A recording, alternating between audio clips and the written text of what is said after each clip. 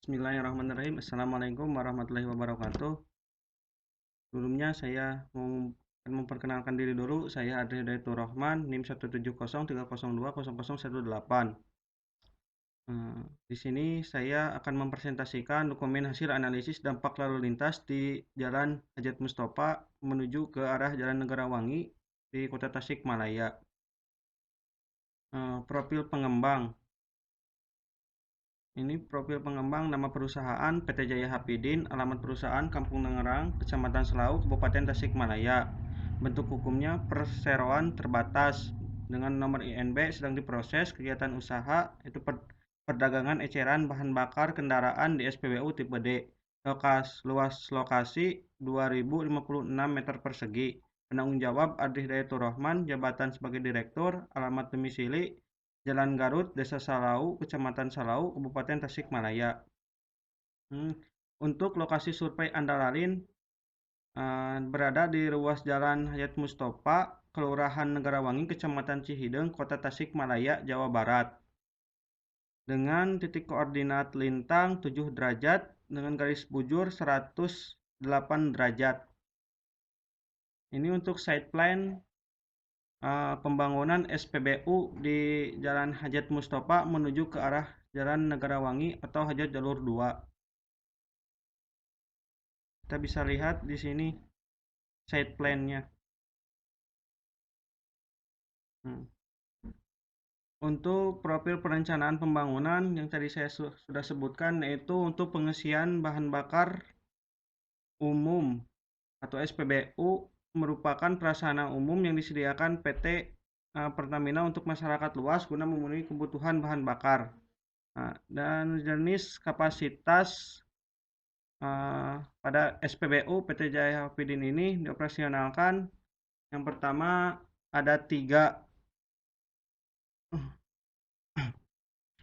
bahan bakar yang akan didistribusikan di SPBU PT Jaya Hapidin ini. Yang pertama itu Pertamax, Pertalite, dan Pertalite. Pertamax dengan tangki berwarna biru, Pertalite dengan tangki berwarna putih, serta Pertalite dengan tangki berwarna hijau.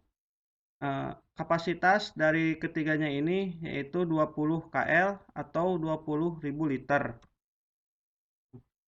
Untuk pemanfaatan lahan, pembangunan stasiun pengisian bahan bakar ini menggunakan tipe D dengan jumlah 4 buah tangki pengisian dan tangki pendam sejumlah 5 buah.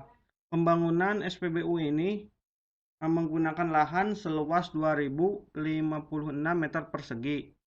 Bisa dilihat dari tabel tersebut. Ini untuk peruntukan lahannya, luas lahan yang tadi saya sudah sebutkan 2056 meter persegi dengan akan dibuat bangunan, luas bangunannya itu 137,7 meter persegi dengan luas RTH 208 meter persegi, area jalur pengisian SPBU-nya 1710,25 meter persegi. Dengan fasilitas yang disediakan yaitu ada musola, kamar mandi, pengisian angin, dan penjualan berbagai macam oli. Untuk kapasitas jalan terdampak, ruas Jalan Hajat Mustofa Negarawangi ini merupakan jalan kota yang menghubungkan sistem jaringan antar pusat pelayanan dalam kota, menghubungkan pusat pelayanan dengan Persil, menghubungkan antar Persil, serta menghubungkan antar pusat pemukiman yang berada di dalam kota. Berikut ini merupakan hasil perhitungan kapasitas ruas Jalan Hajat Mustofa Negarawangi ini yang mempunyai kapasitas jalan total 4.556,66 SMP per jam. Periode sibuk berdasarkan pengamatan pada hari kerja selama 12 jam mulai dari pukul 6 sampai dengan 18 waktu Indonesia Barat. Hasil periode sibuk sebagai berikut. Kita bisa lihat dari tabel ini. Dari tabel berikut. Nah, periode sibuk dari arah Hajat Mustofa menuju ke arah Jalan Negarawangi. Didapatlah grafik sebagai berikut. Pada grafik ini menunjukkan bahwa periode sibuk jam pagi di ruas Jalan Hajat ini pada pukul 8 sampai dengan jam 9 waktu Indonesia Barat. Untuk siangnya jam 13 sampai jam 14.30 waktu Indonesia Barat. Sedangkan untuk jam sibuk sorenya jatuh pada pukul 16.30 sampai jam 17.30 waktu Indonesia Barat. Nah, ini untuk fluktuasi volume lalu lintas. Fluktuasi volume lalu lintasnya ini bisa dilihat dari grafik. Berdasarkan grafik fluktuasi volume lalu lintas, maka dapat diketahui volume kendaraan tertingginya yaitu pada jam puncak pagi jam 7.30 sampai jam 8.30 sebanyak 490 SMP per jam. Dari jam puncak siangnya jam 13.30 sampai jam 14.30 sebanyak 545 SMP per jam. Dan puncak sorenya yaitu 15.45 sampai jam 16.45 sebanyak 433 SMP per jam. Nah, ini untuk proporsi kendaraannya. Berikut ini merupakan grafik yang menunjukkan proporsi kendaraan pada ruas Jalan Hajat Mustofa menuju ke arah Negara Wangi. Pada grafik proporsi ini kita masih didominasi oleh kendaraan bermotor atau kendaraan roda 2 dengan jumlah sebanyak 21.784 kendaraan dan kendaraan ringan sebanyak 10.807 kendaraan. Untuk kendaraan berat sebanyak 657 kendaraan dan kendaraan tidak bermotor sebanyak 953 kendaraan. Ini untuk data kecepatannya. Untuk data kecepatan bebas berada di 46 km per jam, SMS 46,5, sedangkan dari radar yang menggunakan dengan aplikasi speedgun 22,7 km per jam. Maka dari tabel analisis di atas, kecepatan berdasarkan hasil analisis dipilih guna analisis selanjutnya pada ruas Jalan Hajat Mustofa yaitu 46,5 km per jam.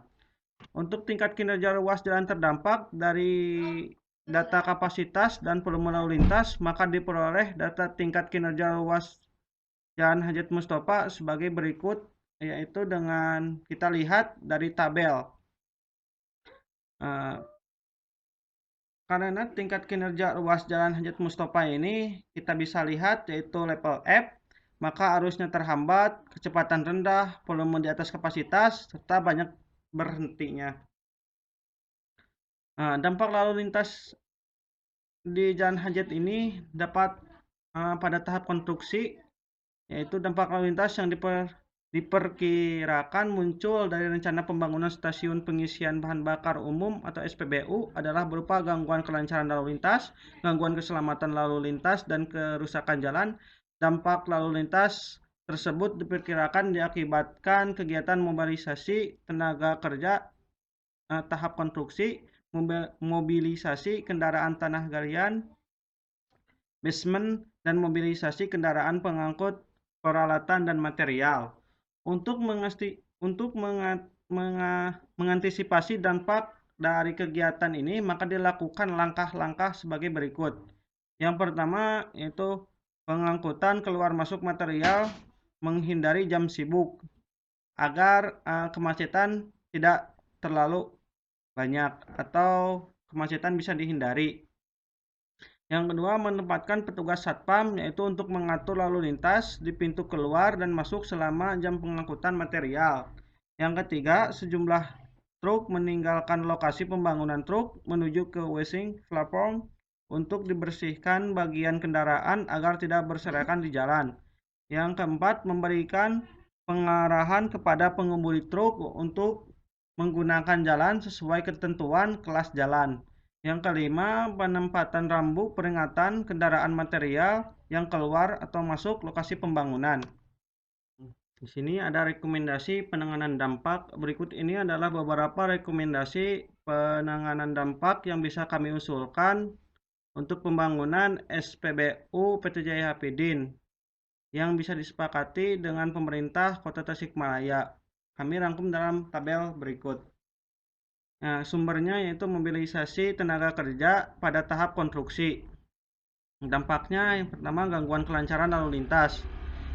Nah, penanganannya dengan mengatur berangkat kerja agar tidak pas dengan jam sibuk, menyediakan angkutan khusus untuk mengangkut para pekerja yang berada di kawasan terdekat dalam sebuah proyek tersebut.